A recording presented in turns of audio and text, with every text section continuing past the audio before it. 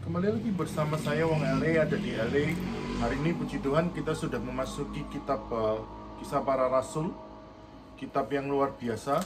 Kitab tentang tema pekabaran Injil yang penuh dengan keberhasilan melalui karya Roh Kudus. Kita perlu belajar bagaimana melalui kitab ini kita boleh memberitakan Injil. Dan saya berdoa setiap pembaca yang membaca dan mendengarkan kitab Kisah Para Rasul, mereka boleh diberkati Tuhan dan boleh mengalami satu mujizat Tuhan. Dan saya berdoa setiap orang yang mendengar pembacaan kitab ini boleh mengalami satu mujizatnya dan kuasa Roh Kudus ada dalam kehidupan kita semua. Selamat menikmati pembacaan kitab Kisah Para Rasul. Tuhan Yesus memberkati. Kisah Para Rasul pasal 10. Petrus dan Kornelius. Di Kaisarea ada seorang yang bernama Kornelius, seorang perwira pasukan yang disebut pasukan Italia. Ia saleh, ia serta seisi rumahnya takut akan Allah, dan ia memberi banyak sedekah kepada umat Yahudi dan senantiasa berdoa kepada Allah. Dalam suatu penglihatan, kira-kira jam 3 petang, jelas tampak kepadanya seorang malaikat Allah masuk ke rumahnya dan berkata kepadanya, "Kornelius." Ia menatap malaikat itu dan dengan takut ia berkata, "Ada apa, Tuhan?" Jawab malaikat itu, "Semua doamu dan sedekahmu telah naik ke hadirat Allah, dan Allah mengingat engkau. Dan sekarang, suruhlah beberapa orang ke Yope untuk menjemput seorang yang bernama Simon dan yang disebut Petrus. Ia menumpang di rumah seorang penyamak kulit yang bernama Simon yang tinggal di tepi laut." Setelah malaikat yang berbicara kepadanya itu meninggalkan dia, dipanggilnya 2 orang hambanya beserta seorang prajurit yang saleh dari orang-orang yang selalu bersama-sama dengan dia. Dan sesudah ia menjelaskan segala sesuatu kepada mereka, ia menyuruh mereka ke Yope. Keesokan harinya, ketika ketiga orang itu berada dalam perjalanan dan sudah dekat kota Yope, kira-kira pukul 12:30 hari, naiklah Petrus ke atas rumah untuk berdoa. Ia merasa lapar dan ingin makan, tetapi sementara makanan disediakan, tiba-tiba rohnya diliputi kuasa ilahi. Tanpa olehnya, langit terbuka dan turunlah suatu benda berbentuk kain lebar yang bergantung pada keempat sudutnya, yang diturunkan ke tanah. Di dalamnya terdapat berbagai jenis binatang berkaki 4, binatang menjalar dan burung. Kedengaranlah olehnya suatu suara yang berkata, "Bangunlah, hai Petrus, sembelihlah dan makanlah." Tetapi Petrus menjawab, "Tidak, Tuhan, tidak, sebab aku belum pernah makan sesuatu yang haram dan yang tidak tahir." Kedengaran pula untuk kedua kalinya suara yang berkata kepadanya, "Apa yang dinyatakan halal oleh Allah, tidak boleh engkau nyatakan haram." Hal ini terjadi sampai 3 kali, dan segera sesudah itu, terangkatlah benda itu ke langit. Petrus bertanya-tanya di dalam hatinya, apa kiranya arti penglihatan yang telah dilihatnya itu. Sementara itu telah sampai di muka pintu orang-orang yang disuruh oleh Kornelius dan yang berusaha mengetahui di mana rumah Simon. Mereka memanggil seorang dan bertanya, apakah Simon yang disebut Petrus ada menumpang di rumah itu? Dan ketika Petrus sedang berpikir tentang penglihatan itu, berkatalah roh, "Ada 3 orang mencari engkau.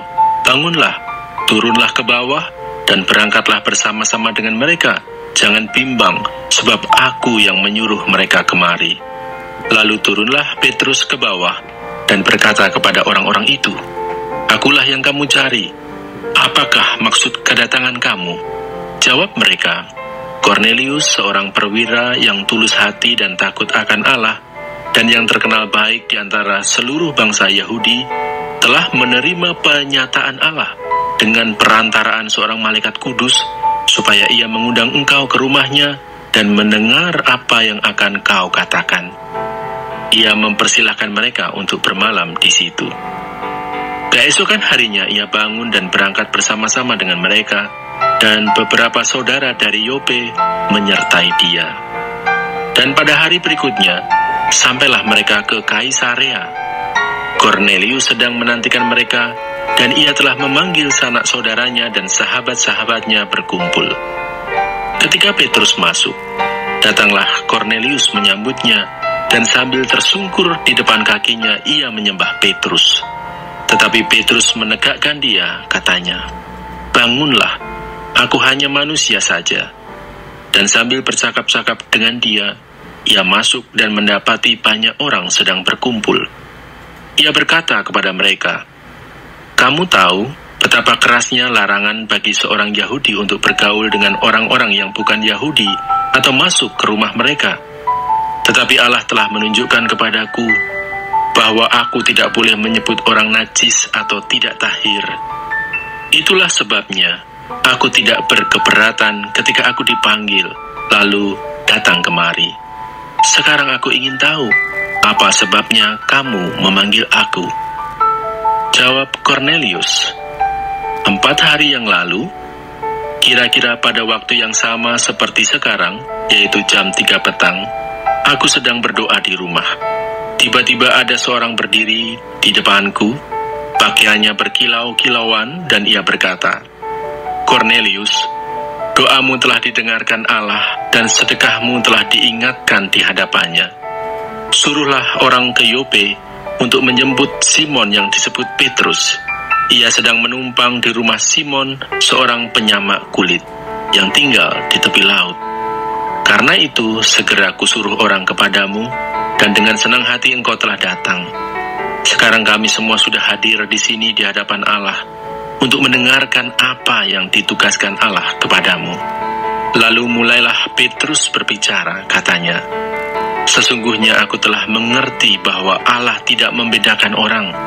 Setiap orang dari bangsa manapun yang takut akan Dia dan yang mengamalkan kebenaran berkenan kepadanya. Itulah firman yang Ia suruh sampaikan kepada orang-orang Israel, yaitu firman yang memberitakan damai sejahtera oleh Yesus Kristus, yang adalah Tuhan dari semua orang. Kamu tahu tentang segala sesuatu yang terjadi di seluruh tanah Yudea, mulai dari Galilea, sesudah baptisan yang diberitakan oleh Yohanes, yaitu tentang Yesus dari Nazaret, bagaimana Allah mengurapi Dia dengan Roh Kudus dan kuat kuasa. Dia yang berjalan berkeliling sambil berbuat baik dan menyembuhkan semua orang yang dikuasai iblis, sebab Allah menyertai Dia. Dan kami adalah saksi dari segala sesuatu yang diperbuatnya di tanah Yudea maupun di Yerusalem. Dan mereka telah membunuh Dia dan menggantung Dia pada kayu salib. Yesus itu telah dibangkitkan Allah pada hari yang ketiga, dan Allah berkenan bahwa Ia menampakkan diri, bukan kepada seluruh bangsa, tetapi kepada saksi-saksi yang sebelumnya telah ditunjuk oleh Allah, yaitu kepada kami yang telah makan dan minum bersama-sama dengan Dia setelah Ia bangkit dari antara orang mati. Dan Ia telah menugaskan kami memberitakan kepada seluruh bangsa dan bersaksi bahwa Dialah yang ditentukan Allah menjadi hakim atas orang-orang hidup dan orang-orang mati. Tentang Dialah semua nabi bersaksi bahwa barang siapa percaya kepadanya, ia akan mendapat pengampunan dosa oleh karena namanya." Ketika Petrus sedang berkata demikian, turunlah Roh Kudus ke atas semua orang yang mendengarkan pemberitaan itu. Dan semua orang percaya dari golongan bersunat yang menyertai Petrus tercengang-cengang karena melihat bahwa karunia Roh Kudus dicurahkan ke atas bangsa-bangsa lain juga. Sebab mereka mendengar orang-orang itu berkata-kata dalam bahasa roh dan memuliakan Allah. Lalu kata Petrus, "Bolehkah orang mencegah untuk membaptis orang-orang ini dengan air, sedangkan mereka telah menerima Roh Kudus sama seperti kita?" Lalu ia menyuruh mereka dibaptis dalam nama Yesus Kristus. Kemudian mereka meminta Petrus supaya ia tinggal beberapa hari lagi bersama-sama dengan mereka.